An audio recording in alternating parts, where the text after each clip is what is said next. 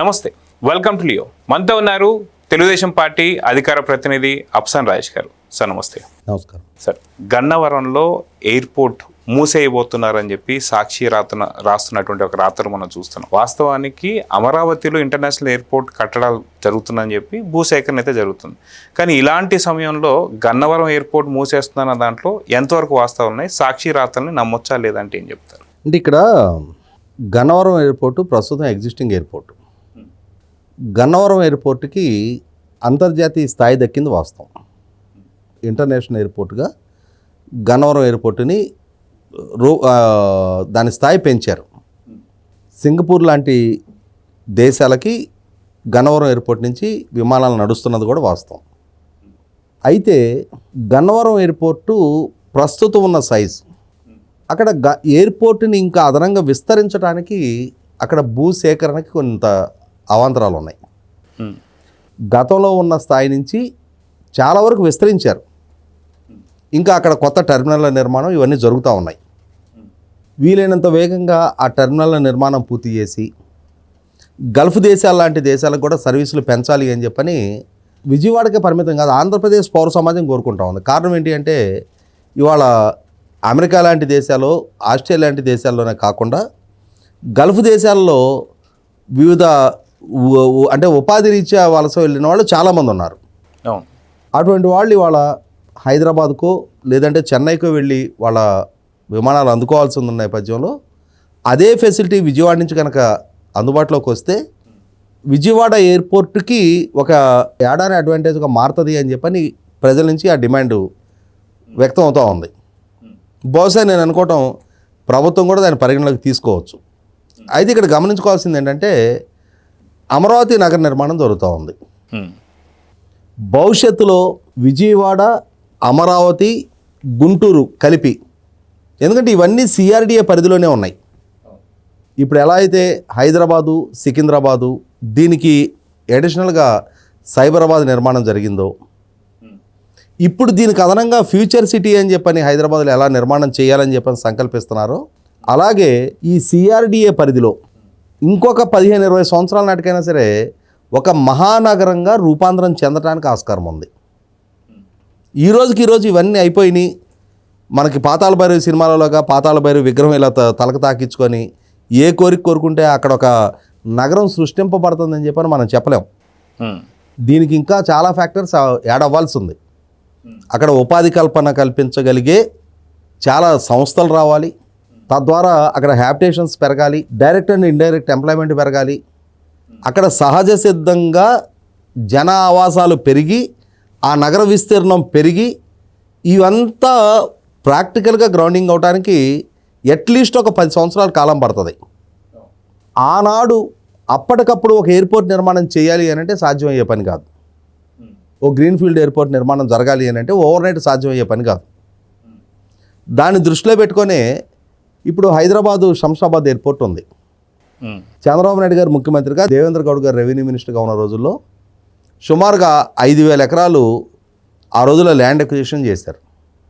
హైదరాబాదు నగరం ఎక్కడుంది, అక్కడెందుకు land acquire చేస్తున్నారు అని చెప్పని ఆ రోజు విమర్శలు చేసిన వాళ్ళు ఉన్నారు.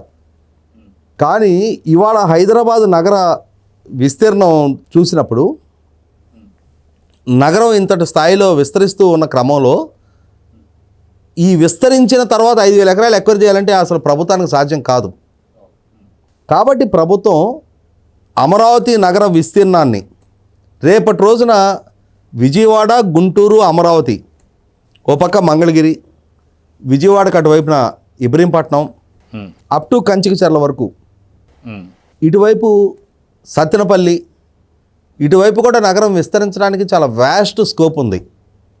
అలా అని చెప్పని అక్కడేదో కొన్ని 4 రోడ్లు వేసేసి ప్రభుత్వ భవనాలు నిర్మాణం చేసే కానీ సాధ్యం కూడా కాదు. అది ప్రభుత్వ పరంగా అక్కడ స్థిర నివాసం ఏర్పరచుకోవడానికి వేలాది మంది, లక్షలాది మంది వచ్చి అక్కడ స్థిర నివాసం ఏర్పరచుకోవడానికి అవకాశం కల్పించబడాలి అని అంటే వీలైనంతటి ఉపాధి కల్పన చేయగలిగే సంస్థలను ప్రభుత్వం గ్రౌండింగ్ చేయించాలి. ఇవాళ ప్రభుత్వం కొన్ని వేల ఎకరాలు ఎయిర్పోర్ట్ కోసం ఎక్వైర్ చేసి దాన్ని పీపీపీ మోడల్లో నిర్మాణం చేయించాలని చెప్పని ఆలోచన చేయగానే ఆ ఎయిర్పోర్ట్కి ట్రాఫిక్ లేని దగ్గర ఏ పెట్టుబడిదారుడు వచ్చి దానికి టెండర్లో బిడ్డింగ్లో పాల్గొడు. ఎప్పుడు పాల్గొంటాడు? నేను ఇవాళ కొన్ని వేల కోట్ల రూపాయలు ఆ ఎయిర్పోర్ట్ నిర్మాణం కోసం ఖర్చు పెడుతున్నా, రాబోయే 30 ఏళ్లలోనో 40 ఏళ్లలోనో నాకు ఒక స్టేబుల్ ఇన్కమ్ జనరేట్ అవడానికి స్కోప్ ఉంది, ఇక్కడ ప్రయాణికుల ఫ్లోటింగ్ పెరగడానికి ఆస్కారం ఉంది, తద్వారా నా పెట్టుబడి మళ్ళీ తిరిగి రావడానికి ఆస్కారం ఉంది అని ఒక నమ్మకం కలిగినప్పుడే ఎవరైనా ముందుకు వస్తారు. అలా నమ్మకం కలగటం కోసం ఖచ్చితంగా ఇప్పుడు కొన్ని విమర్శలు ప్రభుత్వం ఎదుర్కొంటున్నది వాస్తవం. రాష్ట్రంలోకి వస్తున్న పెట్టుబడి ప్రతిపాదనల్ని అయితే ఉత్తరాంధ్రకి లేదంటే రాయలసీమకి డైవర్ట్ చేస్తున్నారు తప్ప కోస్తాలో ఉన్న తూర్పుగోదావరి జిల్లా నుంచి ప్రకాశం జిల్లా వరకు పెద్దగా పరిగణలోకి తీసుకోవటం లేదని ఆరోపణలు వ్యక్తమవుతున్నది వాస్తవం. వీటినన్నిటినీ ప్రభుత్వం అడ్రస్ చేస్తుంది. ఇవాళ ఒక సమగ్ర నగర నిర్మాణం జరగాలి అని చెప్పని, ఒక విశ్వనగరంగా దీన్ని తీర్చిదిద్దాలి అని చెప్పని, ఇంటర్నేషనల్ స్టాండర్డ్స్తో అక్కడ ఒక నగరం రూపొందించబడాలి అని చెప్పని ప్రభుత్వం ఒక ఐకానిక్ ప్రాజెక్టుగా నిర్మాణం చేస్తున్న ప్రాజెక్ట్ని ఒక ఫెయిల్యూర్ ప్రయోగంగా ప్రభుత్వం దాన్ని మార్చదు. 100% ఇంటర్నేషనల్ ఎయిర్పోర్ట్కి కావాల్సినంతటి విస్తీర్ణం అంటే అంతటి స్థాయిలో నగరం విస్తీర్ణం పెరిగే విధంగానే ప్రభుత్వ పరంగా ప్రయత్నం జరుగుద్ది. అలా జరిగినప్పుడు ఎప్పుడు జరుగుద్ది? ఇదంతా ఓవర్ నైట్ జరగదు. అలా అప్పటి వరకు గన్నవరం ఎయిర్పోర్టు ఇప్పుడున్న విధంగానే ఫంక్షనింగ్ జరుగుద్ది, ఇంకా కనెక్టివిటీ పెరుగుద్ది. ఇప్పుడు టెర్మినల్స్ నిర్మాణానికి ఉన్న ఆటంకాలు కూడా టెండర్ ప్రక్రియ ఏదో మనం ముగిసిపోయింది, అంటే ఉన్న ఆటంకాలు తొలగిపోయాయి, ఇక్కడి నుంచి ఆ టెర్మినల్స్ నిర్మాణం కూడా వేగం పుంజుకుంటుందని చెప్తున్నారు. అది ప్రభుత్వ ఆస్తి, ప్రభుత్వం ఎక్వైరీ చేసింది. ఇవాళ సాక్షులు రాసుకొచ్చారు. ప్రభుత్వం ఒక పాలసీ డెసిషన్ తీసుకుంది. ఏమైనా పాలసీ డెసిషన్ తీసుకుంది?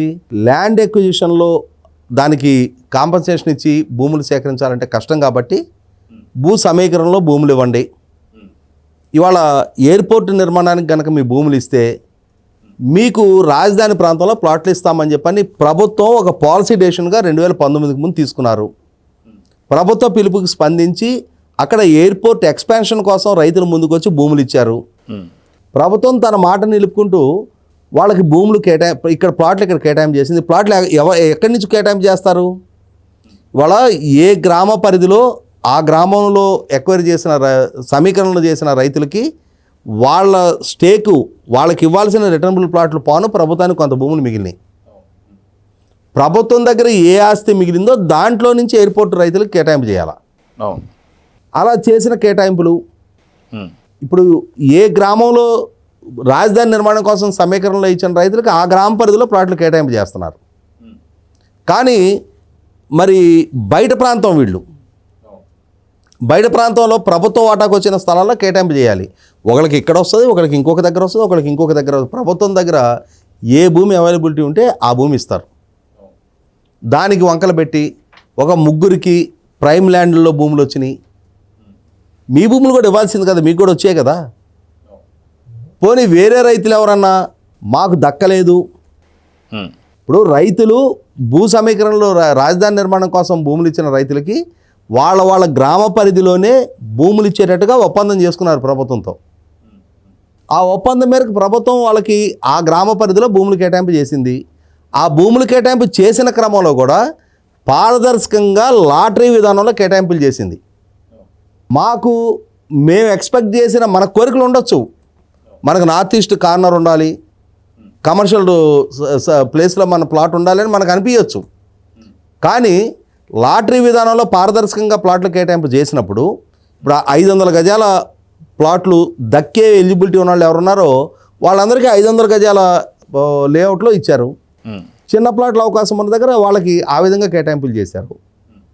ఒక లాటరీ విధానంలో కేటాయింపులు చేసినప్పుడు దాన్ని కూడా వంకలు పెట్టి ఏదో ఒక విధంగా అమరావతిలో ఏదో జరిగిపోతుంది, అక్కడ అన్యాయాలు జరుగుతూ ఉన్నాయి, అక్కడ బంధుప్రీతి ఆశ్రిత పక్షపాతం ప్రకారం అక్కడ ఎవరికో అనుచిత లబ్ధి చేకూరుస్తూ ఉన్నారు అని చెప్పని అక్కడ వైభవంగా జరుగుతున్న పనులకు వంక పెట్టడం కోసం అక్కడ ఆ ప్రాజెక్టు 2029 ఎన్నికల్లోపు ఒక రూపానికి గనక వచ్చి రాజధానిలో కొన్ని నిర్మాణాలన్నా సరే ప్రభుత్వ పరంగా కంప్లీట్ చేయగలిగి ఈ ప్రస్తుతం ఉన్న సచివాలయం నుంచి ఇప్పుడు జరుగుతున్న ఐకానిక్ భవనాల్లోకి సచివాలయం మార్పు చెందో, శాసనసభ మార్పు చెందో, అక్కడి నుంచే వేలాది మంది ప్రభుత్వోద్యోగులు అక్కడ వాళ్ళ నివాసాలు అక్కడే ఏర్పరచుకోగలిగే పరిస్థితులు కనుక ఉత్పన్నం అయితే దాని ద్వారా ప్రైవేటు యాక్టివిటీ కూడా ఎక్కడ బిగిన్ అయిపోద్దో, అలా బిగిన్ అయిన పక్షంలో మనం ఆశించినట్టుగా కొండ చెరువులు పారాడే అడవులకు పెంచకుండా వీళ్ళు రాజధాని నిర్మాణాన్ని పూర్తి చేస్తున్నారే, రేపటి రోజున మావిగనో ఇంకో పేలనగన్నో అని చెప్పని చెప్పుకోవడానికి మనకు ఆస్కారం ఉండదే అని చెప్పని ఒక రకమైన దుగ్ధతో, అసూయతో, కడుపు మంటతో, ఏడుపు కొట్టుతనంతో చేసే ఈ విమర్శల్ని పరిగణలోకి తీసుకోవాల్సిన నెస్టే లేదు. సో చూద్దాం సార్, ఖచ్చితంగా గన్నవరం ఎయిర్పోర్ట్ అయితే అలానే కొనసాగుతుంది, కానీ దీన్ని ఎక్కడ కూడా ఏ ప్రజలు కూడా నమ్మేటువంటి పరిస్థితులు లేరు. సో చూద్దాం సార్ ఏం జరగబోతుంది. నమస్తే సార్. నమస్కారం. Please subscribe to Leo News for more videos.